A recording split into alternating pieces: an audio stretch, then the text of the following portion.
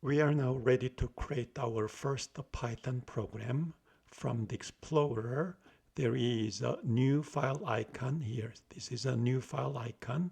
Click that and then give a name of the file we are going to create. So you can give any name for the file. So let's say hello world, and then the suffix should be .py, meaning for Python. So Python program should have a suffix .py. And then press enter key, then hello world.py file is created.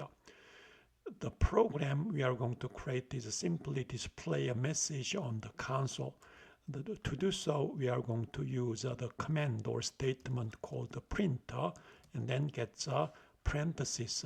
Inside the parenthesis, you can use a double quote and then print whatever message you want to print on the console. So hello world, something like this.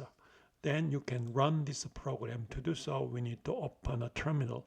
You can open a terminal using a view menu on the top and then choose a terminal. Then terminal shows up on the bottom of the VS Code. You can resize the terminal. Also, you can close. So X icon towards upper right corner. You can remove that and then open it again. Another way of opening a terminal is after view, there's a .. there's a terminal, and then click new terminal. Then same way the terminal is created.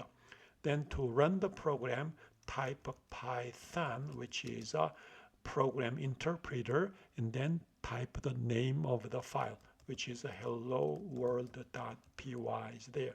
And then as you press enter key, program runs.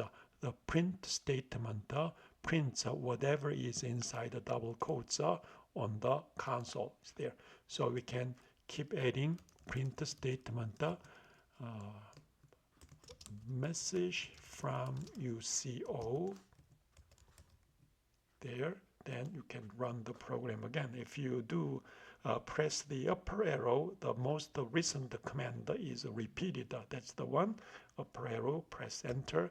Now hello world, a message from UCO shows up on the console or terminal of the VS Code.